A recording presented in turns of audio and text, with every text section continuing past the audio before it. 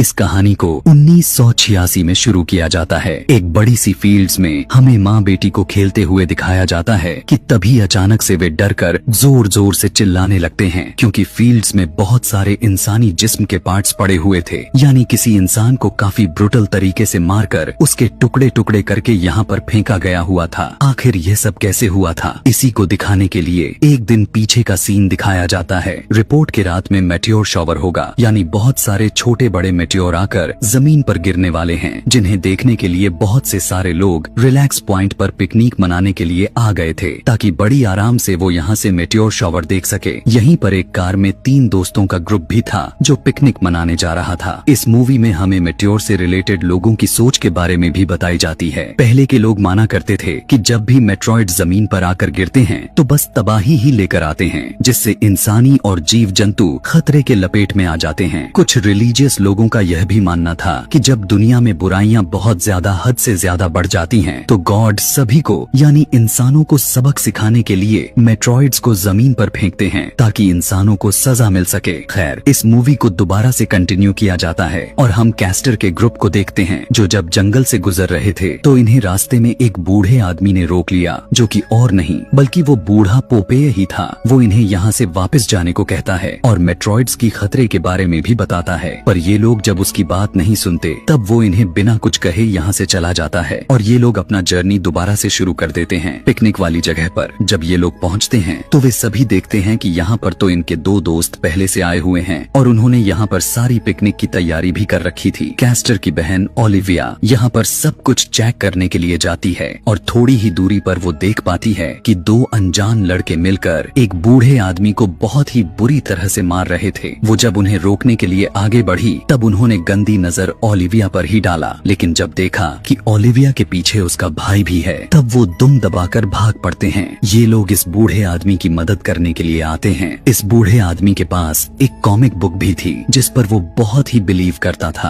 और वो इन सभी से कहता है कि तुम मानो या ना मानो, ये मेट्रॉइड्स, ये कॉमिक्स यहाँ के सभी इंसानों को म्यूटेंट्स बनाकर रख देंगे, एक अलग ही क्रिएचर में ही बदल देंगे। वो भी इनसे यही कहता है कि यहाँ पर बहुत ही बुरा होने वाला है, इसीलिए जितना जल्दी हो सके यहाँ से निकल जाओ, इससे पहले कि यहाँ पर कुछ गलत ही हो जाए। ये मेटियोर ईविल यानी शैतान के रूप में एक श्राप है, लेकिन ये सभी दोस्त अभी भी उसकी बातों पर यकीन नहीं कर रहे थे और उसकी मदद करने के लिए उसे कुछ पैसे देकर यहाँ से जाने के लिए कहते हैं। थोड़ी ही देर में उनके 2 दोस्त और भी आ गए जो उनके लिए ड्रग्स लेकर आए हुए थे और ये ड्रग्स लेकर नशे में धुत हो गए। अब शाम भी हो गया था और हमें यहीं बीच पर दी पोपेय को दिखाया गया जो अपने लिए फिशिंग कर रहा था और तभी मेटियोर शॉवर भी शुरू हो गया। पोपेय ये सब देखकर बहुत ज्यादा खुश हो रहा था कि तभी एक बहुत ही छोटा सा मेटियोर आकर उसके सिगार के अंदर ही गिर गया। पोपेय को उसके बारे में पता ही नहीं चला और उनसे उस सिगार को इनहेल कर ली, जिसके बाद उसकी हालत बिगड़ने लग गया। उसकी हालत इतना ज्यादा खराब हो चुका था कि वो मरने के करीब चला गया। वो दर्द से तड़पने लगा था, लेकिन वो तड़पने से मरा नहीं बल्कि उसकी बॉडी म्यूटेंट होना शुरू हो गया। उसके बॉडी के बहुत सारे पार्ट्स बड़े हो गए और वो एक म्यूटेंट इंसान में तब्दील हो गया। म्यूटेंट इंसान बनते ही उसकी बॉडी से दर्द तकलीफें गायब हो गया। वो अब फिशिंग छोड़कर पानी से बाहर निकल आया और उसके सामने वही दोनों लड़के आ गए जो पहले भी एक बूढ़े आदमी को बहुत ही बुरी तरह से मार रहे थे। वो इसे भी मारने के बारे में सोचते हैं और एक लड़का आकर पोपेय को पंच मारता है। दोनों लड़के इस समय काफी नशे में थे। यहाँ पर पोपेय को इनकी हरकत पर इतना ज्यादा गुस्सा आया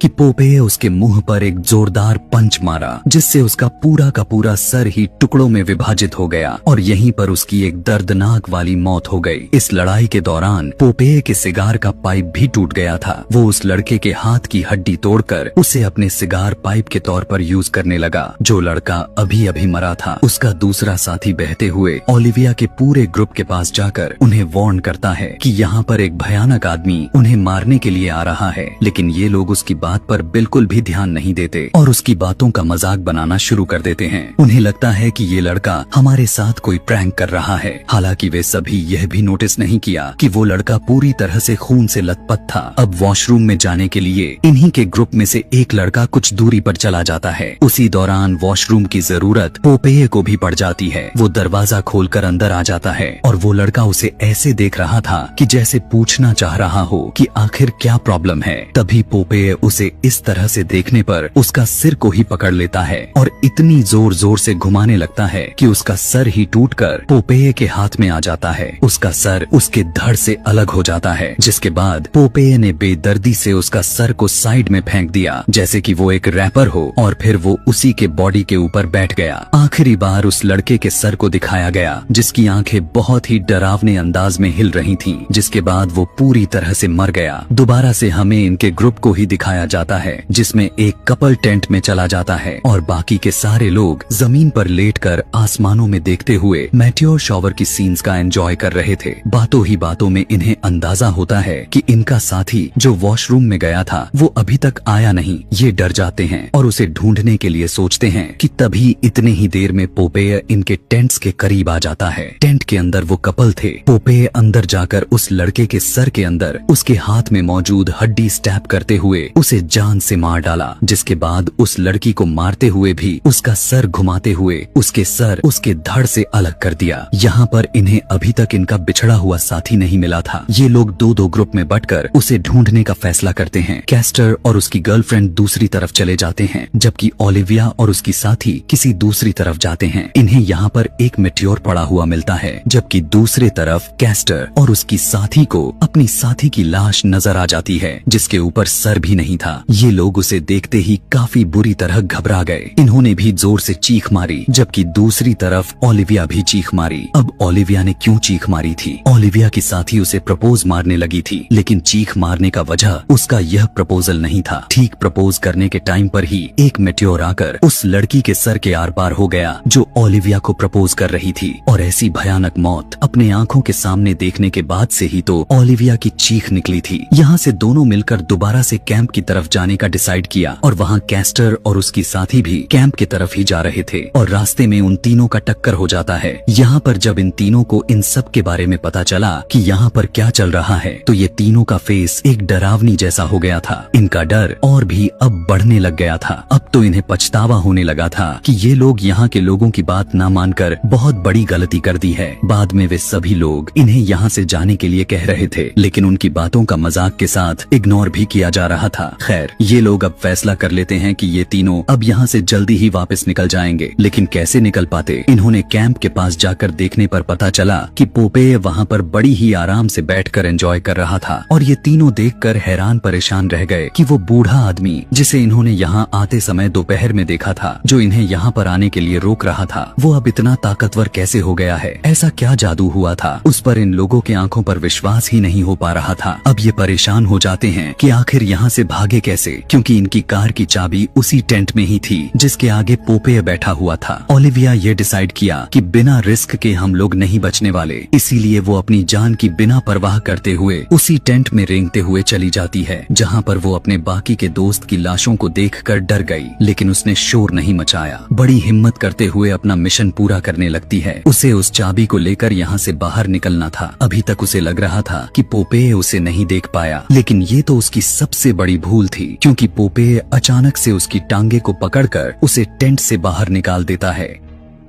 इससे पहले कि पोपेय ओलिविया को खत्म कर देता, अपनी बहन को बचाने के लिए पीछे से कैस्टर पोपेय का ध्यान भटकाने लगता है और उसे अपनी तरफ लगा लेता है, जिससे ओलिविया की जान बच जाती है और वो जल्दी से उस गाड़ी की चाबी को लेकर अपने दूसरी साथी तक पहुंच जाती है। और ये दोनों जब तक अपने कार के पास पहुंचते हैं तो यह देखकर इनका बुरा हाल हो जाता है, क्योंकि एक और मेट्रॉइड ने इनका पूरा कार को ही तबाह कर दी थी। अब इन्हें कैस्टर का चिंता सताने लगा था, क्योंकि उसकी भी तो जान खतरे खतरे में थी। तब ओलिविया ने बताया कि मैं और कैस्टर अक्सर यहाँ पर आते रहते हैं। यहाँ की करीब ही एक खाली फैक्ट्री है। मुझे जहाँ तक लगता है कि जरूर कैस्टर वहीं पर गया होगा। ये लोग भी उसे बचाने के लिए उसी फैक्ट्री की तरफ जाने लगते हैं और जैसे ही ये लोग उस रास्ते से गुजर रहे थे तो उन्हें वहाँ पर उस बूढ़े आदमी की लाशों के टुकड़े नजर आते हैं, जिस बूढ़े आदमी ने इन्हें कहा था कि कॉमिक ईविल है और वो तबाही लेकर आने वाला है। इससे पहले कि ये लोग कैस्टर को ढूंढने के लिए कहीं और जाते, पोपेय कैस्टर को लेकर इनके सामने आ जाता है। कैस्टर को बचाने के लिए उसकी गर्लफ्रेंड फौरन उसकी करीब आ गई, लेकिन पोपेय अपना एक हाथ मारते हुए उसके मुंह को ही तोड़ डाला, जिसकी वजह से वो वहीं पर मर गई। जिसके बाद वो कैस्टर को यहाँ मौजूद केमिकल के टैंक में डाल दिया और उसे काफी बुरी तरह से पूरा का पूरा गला डाला कि उसकी लाश की हड्डियां तक न मिले। अब बची थी तो सिर्फ एक ही लड़की थी जिसका नाम ओलिविया था। वो यहाँ से अपनी जान बचाने के लिए उसी फैक्ट्री में भाग जाती है। उसे वहाँ पर एक आदमी मिलता है जिसके हाथ में एक शॉटगन थी। वो इसे सारी बात बता देती है कि किस तरह से एक आदमी उसके पीछे पड़ा है और उसके ग्रुप के सारी मेंबर्स को जान से मार डाला। ओलिविया की बातें सुनकर वो बूढ़ा आदमी उसे बुरा भला कहना शुरू कर दिया। उसकी बातों से तो ओलिविया और ज्यादा डर गई, लेकिन इस सब में काम की बात उसने यह बताई कि उसने उसी सिचुएशन से